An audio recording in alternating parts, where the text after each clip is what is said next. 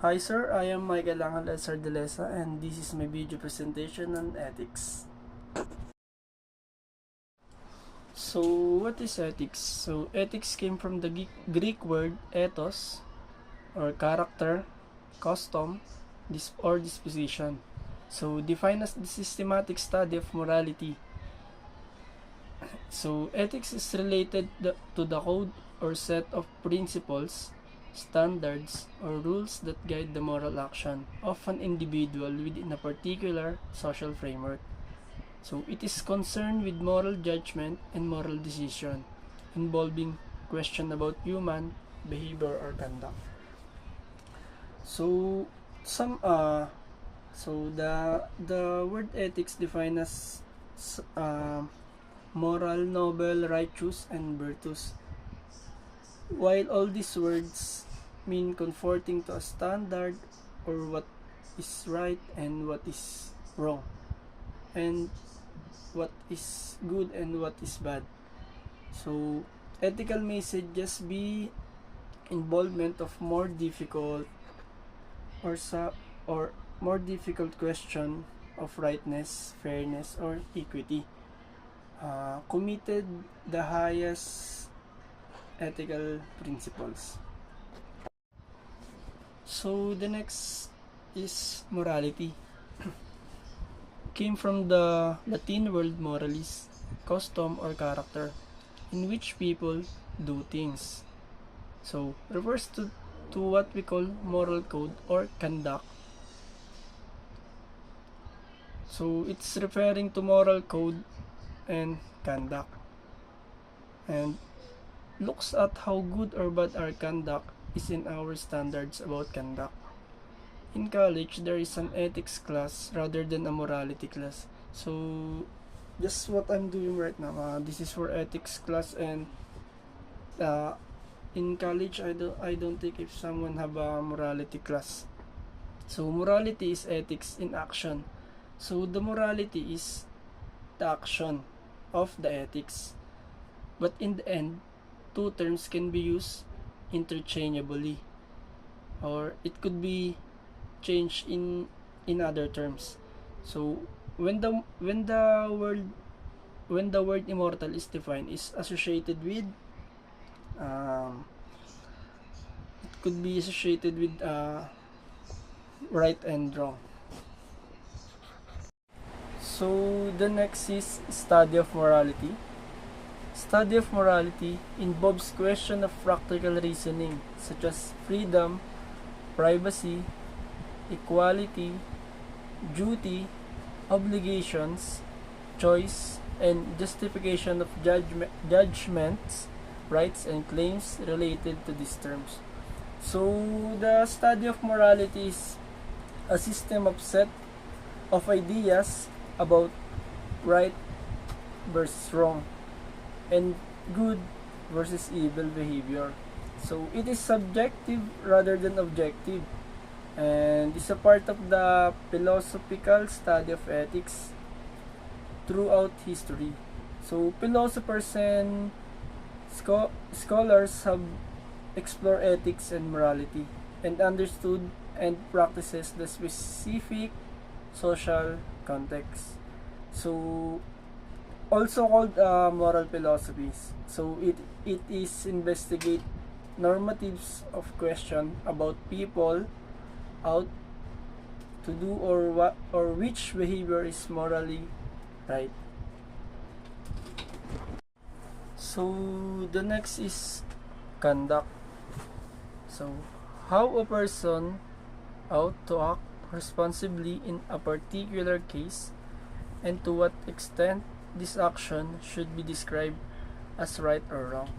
So the example of ethical conduct is behavior in a workplace, or includes obeying the community rules, effective communication, taking responsibility, and accountability.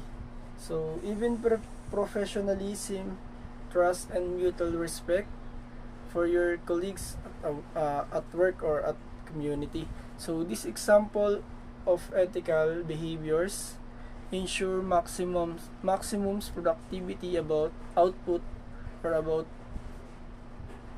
work or friendship or in community. So next is terms related to ethics. So first is moral codes. So moral codes are the rules that establish the boundaries of generally accepted behavior. So yung moral codes po, rules po siya na ginagawa para magkaroon ng boundary ang kalahatan at parang ma-accept yung yung behavior ng bawat isa. So next is value system. So value system is the complex scheme of moral values that we choose to live by. So ayun nga yung value system is yung moral values that we used to live by, yung mga gusto nating gawin at gusto nating gawin sa buhay, parang ganun. So traits, so it is distinguished qualities of a person. It highlights values. So ito nga yung nagdi-distinguish ng ng mga gusto ng tao, yung mga qualities na gusto ng isang tao. At ayun yung nag-highlight sa mga values. So some common synonym of this ethical are moral, noble, righteous, and virtuous. So with all these words, with all this word means conforming to a standard of what is right and good. So ethical may suggest the involvement of more difficult questions of rightness, fairness, or equity.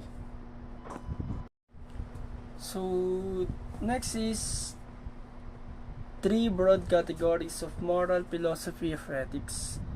So first is metaethics. So what is metaethics? So metaethics is the study of the nature and the basic of ethics. It is a philosophical discussion about moral concepts, practices, and judgment. Outside the ethical practice, dealing with problems concerning ethics, not with problems within ethics.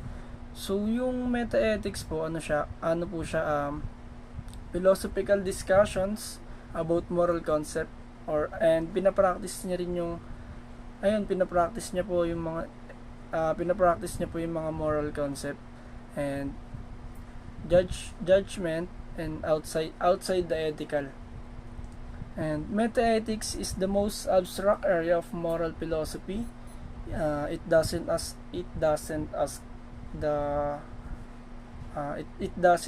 what acts or what kind of act are good or bad and right or wrong. Rather, it asks about the nature of goodness and badness. So what is to be morally right or wrong? So the example of metaethics is the statement that there are definition of right and wrong in there are set definitions of right and wrong in the world, and as it reflects the abstract nature of examining the nature and foundation of moral concept and the options. So yung tinatahal po ng metaethics yung mga set definition ng tama at mali dito sa mundo. The next one is normative ethics. So normative ethics is the study of norms, rules, values, and standards that should guide our moral decision. How we ought or ought not to act and behave, and what we ought or ought to not to do. So it is an attempt to figure out what people should do or whether their current moral behaviors is reasonable. So how people ought to act is the questions of normative ethics. So normative ethics they help us to determine what is right and wrong. So and they shape our decision making. So some example of normative ethics include things like honesty, respect, and fairness. So we often learn this concept from our families, friends, and other social groups or other community. So next is descriptive ethics. So descriptive ethics is describing how people behave, and people might say that stealing is bad, and moral beliefs of a specific culture, and what do people think is right is the question of descriptive ethics. So descriptive ethics is describing how people behave or how they act or how they think on or in their behavior. And people might say that stealing is bad. So syempre yung ibang tao iniisip yung pagnanakaw hindi yun buti or masama, mga ganun. Pero ang totoo yung pagnanakaw talaga is masama. So ayun nga, yung descriptive ethics kasi is a form of empirical research into the attitudes of individuals or groups of people or in a community. So in other words, this is the division of philosophical or general ethics that involves the observation of the moral decision making. So process with the goal of describing the rights of individual. The next one is ethical theory. So ethical theory, neither of this condition is always and absolutely true. So example is people act emotionally and they make mistakes. So pag kasi talaga tayo pag galit na tayo or emotionally na gigil, makakagawa talaga tayo ng mga pagkakamali kasi syempre hindi na natin mapigilan yung sarili natin na isipin or sabihin yung mga bagay na makakasakit sa isang tao na nasinaktan tayo emotionally. So next is a person is not making a free choice when someone else is pointing a gun at him. So ayun na nga, syempre pag nasa ganung sitwasyon ka na, wala ka na magagawa, parang isipin mo na lang, sige ito na yun, it is what it is. Kasi nakatutok na sa yung baril, it's either babariling ka na lang niya or magkakaroon siya ng doubt na di na ata babariling kasi mabait ka naman, mga ganun, di ba? Next is individual is most circumstances responsible for his or her action. So yung tinatakal na itong or yung sinasabi na itong next na yung sentence na to is responsible talaga tayo sa mga ginagawa dapat nating mga actions. And also ethical theories can help a person to arrive at a decision. So ethical theories help us to choose what is appropriate for the given situation or kung ano yung mga dapat gawin sa mga nangyayari na sitwasyon. So also ethical theories can give us a perspective on morality. And next is theories, ethical theories as in making reasonable choices or binibigyan niya pa tayo ng mga ng mga reasonable choices, ina-assist niya pa rin tayo, parang tinuturuan niya pa rin tayo bigyan ng mga reasonable choices. So the next one is ethical theory attempt to achieve its same goal. So first is to enhance human dignity.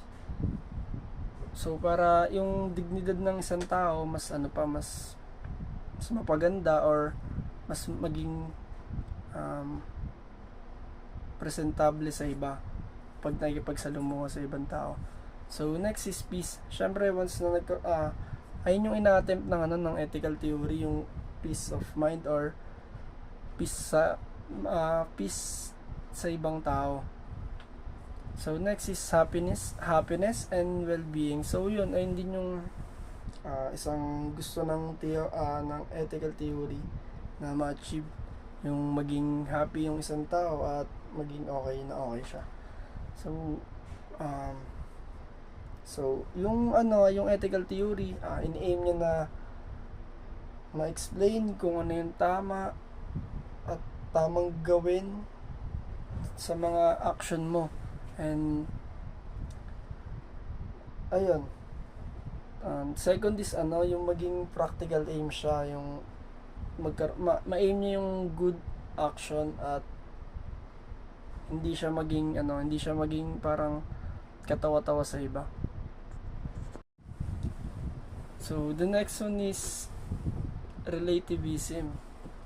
So relativism is a theory that there are no universal norm of right and wrong, and different individuals can have an opposite views of moral problem, and both can be right. So the example of subjective relativism is what's right for you may not be right for me. So if you believe in relativism, then you think different people can have a different views about what's moral or immoral. So understandably, relativism makes a lot of people uncomfortable. So yung sinasabi lang na itong relativism is hindi porket alam mo yung tama sa paningin mo ay tama na rin sa iba. Kasi syempre may iba't ibang sitwasyon din tayo na dapat palagi mo pa rin intindihin yung mga meron sila na hindi nagagawa nila sa'yo. So next is West ethical theories. So deontology or Kantianism by philosopher Immanuel Kant was born on 1724 to 8 and died on 1804. So Immanuel Kant is believed that how we behave and ethically comes from with us, and things that we decide are good or bad are based on whether we could imagine everyone doing them. So Christian teaching, do unto others as you would have done unto yourself. So Kant introduced the concept of categorical imperative into Western philosophy, which is an absolute moral requirement that we must always be aware. And according to Kant, these categorical imperatives were the basic of ethical action because they were always true, no matter what the circumstances happening. So the next one is ethical perspective. So ethical perspective is a systematic questioning and critical examination of the underlying principle of morality. So like moralists and casuists want to establish norms for behavior regulatory, but also call for examination of principle deliberative. So example is, where did the idea that cheating is wrong came from? And next is, should cheating always be considered wrong, or are these instances where cheating would be justified for certain individual? So personal ethical perspective are important. So because they help you make decisions that are more in line with your values. And if everyone care about your social justice, for example, there would be fewer problems with inequality in the world. The next one is evolution of ethics. The evolution of ethics constructs as a conceptual bridge between biology and human behavior. In theory, a cybernetic process is at the heart of developing ethical system. Ethics merge with science in cybernetic ethics. This presents a persuasive theory describing how ethics can be linked to science and mathematics. So, evolutionary ethics belong to a branch of evolutionary science and not philosophy. Evolutionary ethics has no logical connection to the formal ethics of philosophy. So, yung ethics po, ano po siya, nagko-construct po siya ng conceptual bridge sa between biology and human behavior. So, along with the emergence of good rules, evolved many others that were bad. So, these bad rules evolved from errors, delusions, and self-interest. But over time, the good rules that incorporated a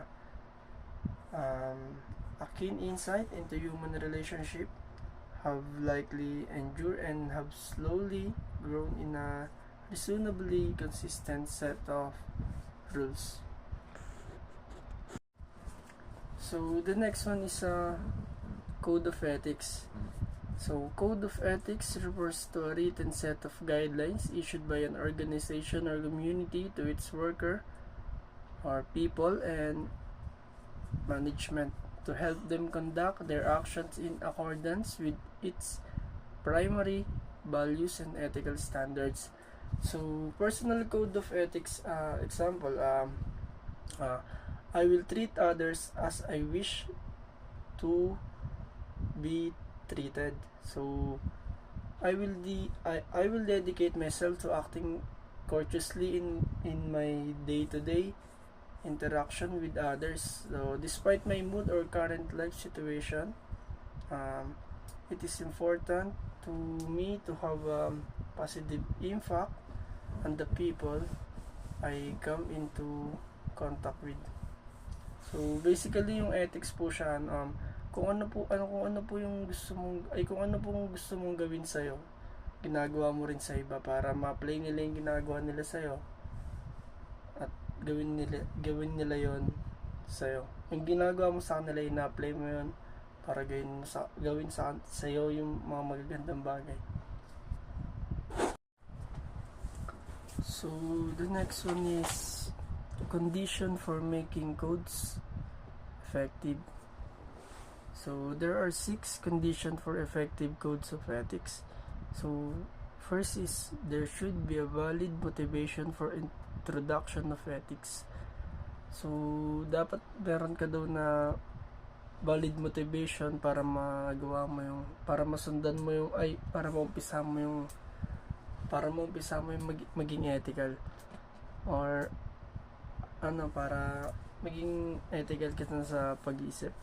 So, next is broad acceptance within the company.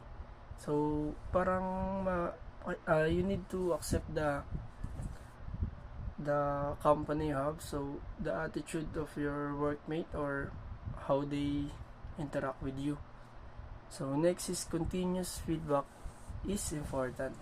So, ayun, mas maganda yung feedback nila sa iyo, parang tuloy-tuloy lang, tas para nakapag-usap kayo, kasi napaka-importante nun para maging isa kang ethical. So, next is verification and control. New guidelines should be dropped up if the rules prove indicate in any way. And integration in the broad company philosophy, sanction and control. So, yun. So, you need to have an readability is the most crucial aspect of good programming code of this ethic para maging effective siya. So, the code of ethics should be easy to understand by others, and including the well-organized thinking of you. So, you just have to be more connected with your workmate or people around you. So, the next one is difficulties in implementing code of ethics. So, the main difficulty with code of ethics is that they do not establish priority between norms and beliefs.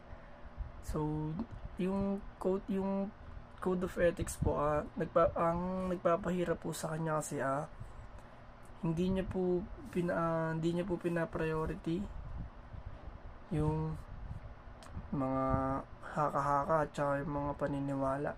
So there are three main areas that can create an obstacle to put codes into practice. So first is culture, design, and enforcement. So indicators of ethics effectiveness, there are many challenges in implementation of ethics. So in the organization or group or community, so it involves a lack of enforcement, organization, culture, so poor leadership, whistleblowing, and lack of ethics training. Yung mga makukulit na trabaho, yung mga ganon, yung mga pabida, sometimes ganon. Ayun po yung nagpapahirap sa code of ethics. Kasi pag may mga ganon ka, katulad ng mga sip-sip, yung mga ganon, mga makwento lang sa iba para mas maganda yung tingin sa kanila, ayun yung sobrang magpapahirap sa ethics. So the next one is example of universal ethical principle or norms. So the first one is honesty. So magiging okay po ang isang universal ethical once na there was an honest or pagiging totoo sa lahat. So next is trustworthiness. Kung kayo sobrang mapagkakatiwalaan, di ba? Napakagandang bagay nun para sa lahat. Na walang dalawang isip na iutos sa'yo kasi makapagkakatiwalaan ka talaga. And next is treating people with dignity and respect. So ayun nga, ethics is more on that, na i-treat natin yung mga tao or mga nakakasalamuhan natin, nakakasama natin, kaibigan, family, ng may respeto talaga. Mas mainam yan para sa lahat. And next one is respecting rights of others. So ayun yung parang feeling ko number one. Kasi once na nirespeto mo yung mga tama ng iba, kahit alam mong labag sa loob mo, pero nirerespeto mo pa rin yung opinion nila, yung mga sinasabi nila, is parang ganun din gagawin nila sa'yo, re-respetuhin ka din nila. And also avoiding unnecessary harm to your workers, users of a company or product or services, yung basta sa ibang tao. Avoid natin yung